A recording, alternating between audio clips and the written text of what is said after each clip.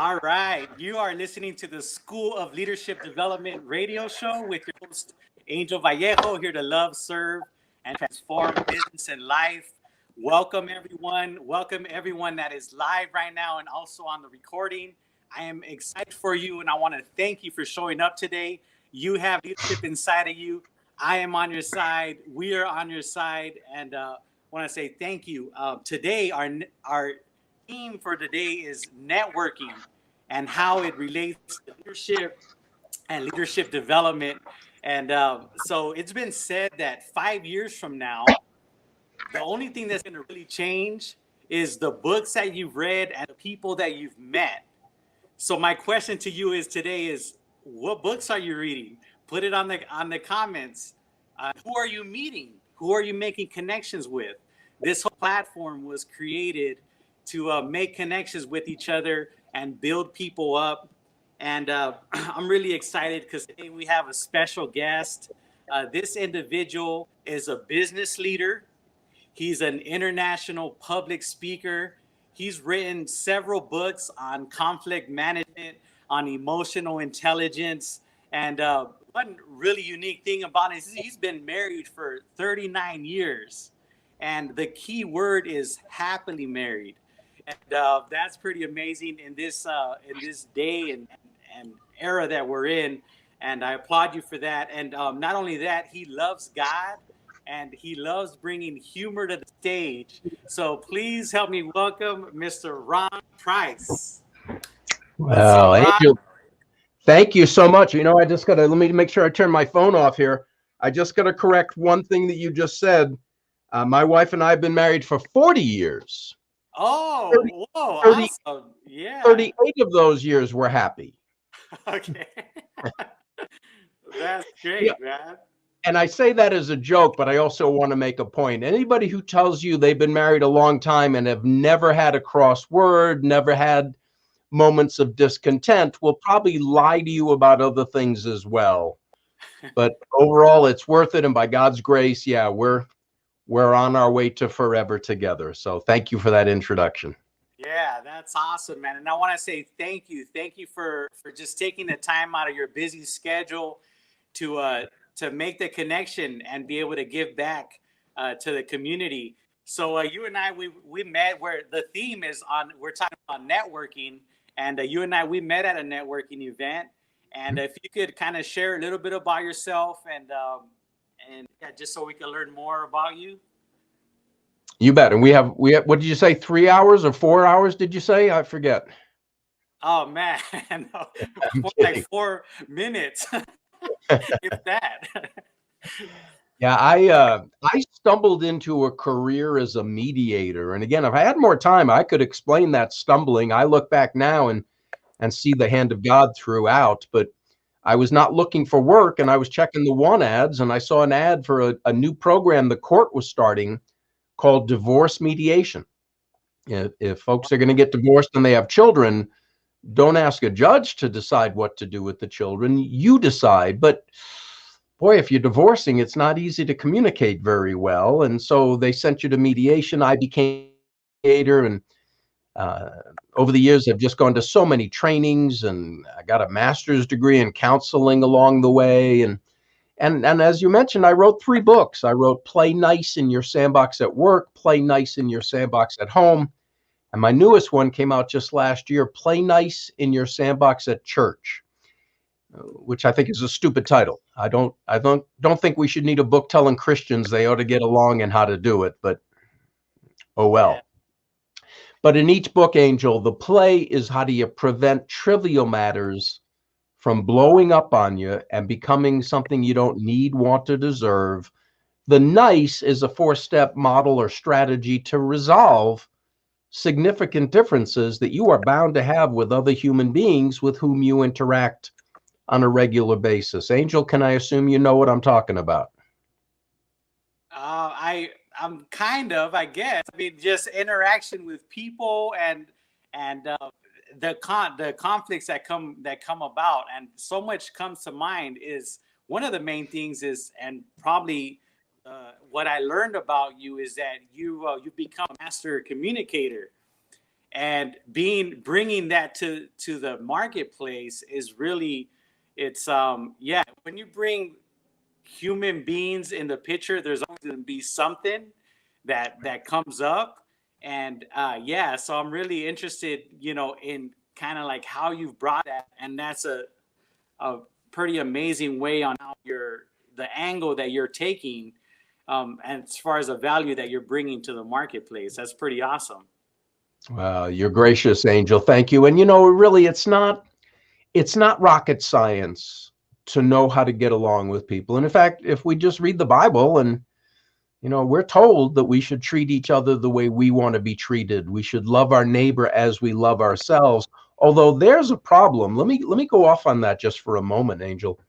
Yeah. Again, Jesus said, hey, if you're going to be my follower, I want you to love your neighbor the way you love yourself. But Angel, most of us don't love ourselves. Most people listen to that negative, it's called the critical inner voice, the put down voice that says you're not this enough, or you're not that enough, or you're too much this, or you're too much that. You know what I'm talking about, Angel. You hear that negative voice. Who do you think you are having a radio program? Who cares what you have to say? And Right. they're lies right from the pit of where. Mm-hmm. But if we believe them enough, we'll start to have a lower view of ourselves, lower Right. self-esteem, and so forth. Angel, you and I are children of God. The Yeah. God of the universe loves us. We must be lovable. And if we can love ourselves in a wholesome, righteous way, then we're free to love others and treat each other with decency, with respect, with collaboration, and all the rest. So I think that's where it starts. It starts with being at peace with yourself, accepting yourself for who you are, your strong points, your weak points. Yeah. Don't try to pretend you're perfect. We already know you're not. You're not fooling anybody. Just be real with yourself, be real with God, be real with others. And as things come up, yeah, a few basic skills that I'd be happy to share if you'd like, but just a few basic techniques can help prevent conflict in many, if not most, situations. Right. Yeah. No, that's awesome. So how looking back in your whole career, because you kind of shared a little bit about it, and what has been, one thing that you wish you would have known when you got started is, and like obviously there's lots of stories in the process, but like looking back, what would be like one thing that you wish you would have known, and now that you're in the space that you're in now, um, what you can share with our viewers that can, um, yeah, that you wish you would have known in the past, that now, and that Yeah. you're doing now. Well, Angel, lots of different ways I could go with that, but the one that Yeah. comes to mind, in fact, I did my first LinkedIn video today. I haven't even put it up yet, but I've recorded it. It's probably my favorite tip. When you're engaged in a conversation with somebody else that's not going well, it's Hmm. escalating, it's getting more emotional, it's getting more tense, it's getting more whatever. You Yeah. you have to shut that down as quickly as possible. And so one way to shut it down is to call a timeout, but you got to do it the right way. So often, and again, answering your question, I wish I had known this years ago. It could have saved me some grief. A lot Yeah. of times I would just say, well, timeout, and I'd storm out. I just leave. Well, that's not the right way to do it, because I'm leaving the other person wondering, well, are you coming back? Are we ever going to talk about this? Are you rejecting me? Are you rejecting our relationship? They don't know. So the right way to call a timeout is say, you know what, I'm too upset to talk right now. I'll be back in an hour, or I'll come back at 2 o'clock, or let's talk about this evening. You Hmm. let the person know that you cannot engage in a reasonable conversation right then. You're rejecting them. You're not rejecting the relationship. You're rejecting the argument, the negativity, the hostility. But you will come back and discuss the issue when cooler heads can prevail. Again, I wish I had known that. I could have saved myself a lot of grief over the years. Yeah. No, that's so. I mean, that's really sound, solid advice. And it takes me back to different scenarios where I've been in group settings. And the thing is, something that I've learned is that we all kind of filter life through our own experiences and life, whatever we've experienced in life. And Right. sometimes we're having conversations and there's words that we say that may be intentionally or not intentionally trigger somebody to react a certain way. And yeah, so I've had people just basically just run out, not say a word, or other people just shut down, and like you can tell that they're not having it, Right. And, Right. so there's different ways of, and you mentioned it earlier about the importance of having that communication with yourself and knowing how to identify if there's words that are coming in that are not, that don't build you up or empower you, to know how to just kind of brush them to the side and give the person the benefit of the doubt that they are there to love you and serve you and help you in whatever it is that's going on in the situation. So yeah, Yeah. thank you for sharing that. And there's times, Angel, you've got to decide which is more important. Do you want to win the argument or do you want to win the relationship? Do you want to, do you know what I'm saying? You can win the argument and lose the relationship. Well, what have you won? Not very much in my book anyway. Sometimes it's better to say, you know what, I don't agree, but you feel strongly about it. We'll do it your way. That's fine. And hopefully in a healthy relationship, that's going to balance out over time. But in any relationship, at work, at home, at church, anywhere, you're going to have differences of opinion with other people who mean something to you. They're important in your life. And if you can keep that perspective and also remember my favorite verse, Galatians 2:20, I am crucified with Christ, therefore I no longer live. The life I now live, I live by faith in the Son of God who loved me and gave himself for me. I know how God wants me to treat people. I better be doing that. I better be doing that. And I want to do that. When I'm at my best, I want to do that. I'm not always at my best, but that's a different program. We can talk about that another time. Yeah, and it's okay. I want to mention too that it's okay to not have the same views, because I think of like a lot of friends that I have or a lot of associates. Um, we're connected, we're bonded somehow, but we don't always not always on the same page, and that's okay. We're all uniquely designed, Right. and it's okay to be friends with somebody else that has a different belief than you in any area of life. And Yeah. yeah, so just And Angel, not only is it okay, what a blessing. Can you imagine a world where everybody was exactly like you? Now, no offense, Angel, but I wouldn't want to live in a world where everybody's exactly like me. How boring would that be? We'd have fun. It'd be, a laugh a minute, but after a while, get old. We need those different inputs. But again, we have to be comfortable enough with ourselves that those are not threats. They're just other people being themselves. And that's fine. That's a plus, not a negative, I think. yeah. Yeah, no, that's great. So back to our theme of networking, and I want to ask you what has been your biggest challenge when it's come to networking and events and meeting new people and getting new clients for yourself.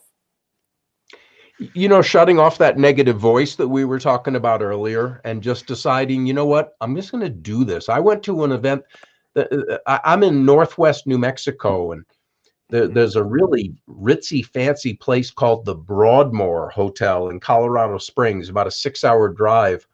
Okay. And I went to a conference there with some names that your audience would probably recognize. And I was just an attendee. I was not a member, but not a presenter, I should say. But there were a lot of highfalutin folks there, and they had a social. The first, right off the bat, there was a social, and I felt a fish out of water. I'm telling you what. And I just said, you know what? Shut up and go meet people. Don't go in trying to impress them with how wonderful you are. You want to be a great conversationalist? Keep your mouth shut. Keep your ears open. let other people talk about themselves, they'll think you're a wonderful conversationalist.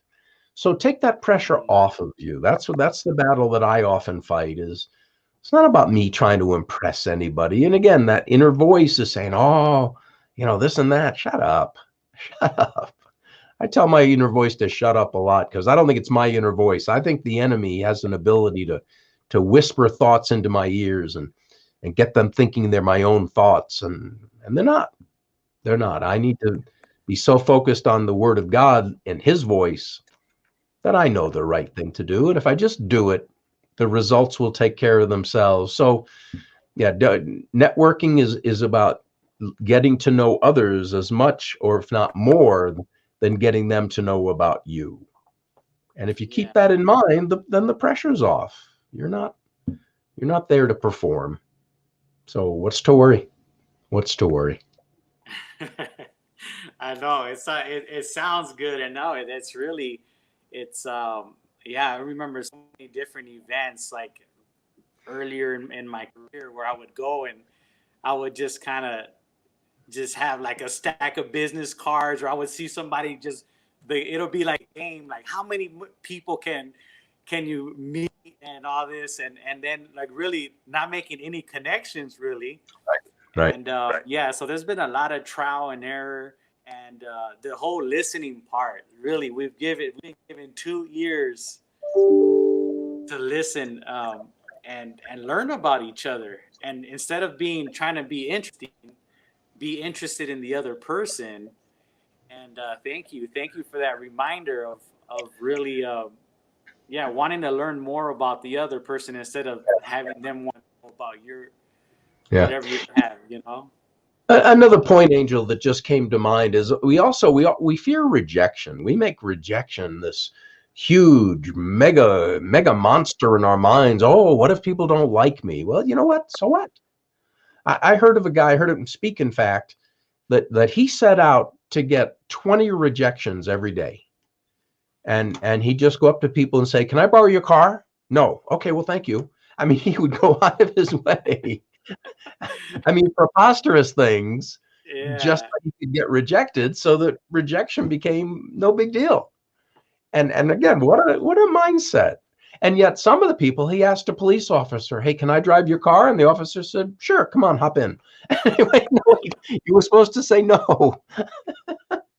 But Yeah. again, that's an enemy that we create in our own minds that, oh, what if they reject me? Oh, I mean, come on. You've never been rejected before. You're still breathing. I guess it didn't kill you. Yeah. If we're willing to risk rejection, the rewards of possibly forging connections are so much greater than any risk that somebody might reject us. So I Mhm. just wanted to throw that in as well. I think sometimes we're our own worst enemy when it comes to networking and connecting with people and offering what we have that can make their lives better. So Right. yeah. And no's are no big deal. That's what I've been taught, and Mhm. also to go for the no, because it's just like it's a pattern. It's a no, no, no, yes, Yeah. no, no, no, yes. Yeah. So it's yeah, Yeah. just going through the no's to get to the yes. Yeah. Awesome. So Another go. one on that, Angel, if I may, is remember SW, SW, SWN. SW, SW, SWN. Now give me a minute because I forget what that stands for. Okay, I'm kidding. When you're looking to reach out to somebody, when you have something that you think will benefit them and you'd like to make a connection, what have you, some will, Oh, some some will. won't. So what? Next. Some will. Great. Some Yeah. won't. Okay. So what? Next. And you keep going. You'll find the some wills. It's a Right. numbers thing. You keep looking, you'll And find the right connections for you. it's always like sometimes it might just not be the right time either. So it's like it might not no might be just like not right now. Yeah. And Great so I point. know like me thinking back of times it was just but then later on in a different season, they came back and they're saying, "Hey, are you still doing such and such?" And then it was the right time. So, yeah, don't get discouraged. No's are always not always a solid no. And yeah, that's awesome. Okay, so let's continue on. I know we got short on time here, but I want to go back to, you've been quoting a lot of different scriptures, which is awesome. Most people that I bring on board are not like coming at it like that, but that is amazing, because yeah, the word is pretty awesome, and obviously you have a relationship with God, and so I want to ask you, how has your relationship with God made a difference on how you operate your day-to-day business and your relationships with networking with others? Yeah. Well, a couple of different ways. I know when I wrote my books, my prayer was often, I wish I could say always, but whenever I remembered, it was always, Lord, you write, I'll type. You write, I'll type. And those were often my most productive days. I try to remember when I open the door to my office, Lord, I'm unlocking your business. This is your business. It's not mine. It's yours. You show me how you want to run it. My name's on the legal papers and all, but we both know it's your business. And again, the same with networking. I'm not there to impress people with how wonderful Ron Price is. Now, I am, no, I'm kidding. But seriously, it takes the pressure off to realize that the Son of God died for me. He shed his blood for me. Wow, I must be worthy. And all the years and decades of lies believing I'm not worthy, what a release to the truth shall set you free. And I know that I'm going to succeed sometimes. Hallelujah. I know I'm going to fail sometimes. Hallelujah. You know what? It's not all about me. I need to do my part. I need to be faithful. I can't just stay in bed and say, okay, Lord, go run the business today, Lord. Let me know how it works out for you. That's not going to happen. He expects me to get my feet out of that bed, in my shoes, and out into the world. Yeah. But if he's in charge, and I know, and I had a couple of doors open yesterday that, whoa, I hadn't even thought of that. And so as we're faithful and taking the next step, he'll show us the next step after that. But until we take the first step, he's not going to give us the end of the path all at once. He'll show you the next step. Take that step. All right, good and faithful servant. Here's the next step. Take that one, then we'll meet up again. And again, I'm not a perfect Christian, please. There's no such thing. I'll always need God's grace and his mercy and his love. But it's always there for me. He has a never-ending supply. And as long as I can remember that, I can network with anybody. I can get along with anybody. Some people easier than others. Some people I prefer to get along with more than others. Okay. Yeah. But again, if I can be at peace with God, I can be at peace with myself. If I'm at peace with myself, I can be at peace with anybody else. That makes sense? Yeah, no, you actually answered my question, because I'm thinking, from what I hear you saying, is there's been times where I know I'm the right person for the job, and but I'm also called to be humble and not like be all about my ego and it's all about me and look at all my laundry list of successes, my accolades, and all this stuff. And I've had that challenge myself of like, okay, how do I be humble and but still let them know that I'm the guy, like I'm the one, Right. Right. And I think you answered that question by saying just having the peace of God in you and trusting in the Holy Spirit, and it'll just kind of unfold. And I know it's a lot easier said than done, but yeah, thank you for sharing that. Yeah. And on another note, based on the introduction you gave, you hit one of my hot buttons, Angel, because it's hard for me to be humble. I don't know if you can relate, but when you're as good looking as I am, when you're as intelligent as I am, man, it's hard to be humble. In fact, I'm already the most humble person I know. I don't know anybody who's more humble than I am. Oh, please tell me you're getting my humor. Yeah. But that's another part of it too. I want to be the kind of person that can brighten up any room just by entering it. I don't want to be funny just for the sake of being funny, but if I can lighten somebody's day, then you know what? That comes back to me. That's a blessing. You and I both know some people who can brighten up any room just by leaving it. And that's not who we want to be. So a little bit of humor, a little bit of self-acceptance, a little bit of, all right, God, how do you want me to treat these people? Yeah, life's not sometimes not as hard as we sometimes make it to be. Right. Yeah. Well, thank you for that. Well, we are on the School of Leadership Development radio show, and I would be remiss if I wouldn't share this question. This is our solid. The question of our show is really, it's about leadership and leadership development. And so, what does leadership mean to you, and how would you like to express it today? You know, a quick answer to that is that leadership is bringing out the best in the people that you're leading. It's not about being a dictator and micromanaging. If you're a leader, you are hopefully, you have people who are following you voluntarily, and they have skills and they have assets and they have contributions to make. A good leader is going to bring those out. He's going to create, or she is going to create, an atmosphere, an environment where it's safe to fail. It's safe to take risks. And hey, if it didn't work out, what did you learn? What's going to be better the next time? But helping each individual feel a part of the team, that their contributions matter, and encouraging them to give it their best and not worry about the results. There's probably lots more we could say, but that's what jumped to mind in response to that great question. Yeah, no, that's solid. Thank you for that. Can you hear me okay? I can hear you okay, yes. Can you hear me? Okay, Oh, awesome. All right, so we're listening to Mr. Ron Price, and Ron, you've been bringing lots of value today, and I want to thank you again for your time. And so before we wrap up this this conversation, is how can our listeners get a hold of you? Is there anything that you would like to share before we end the call?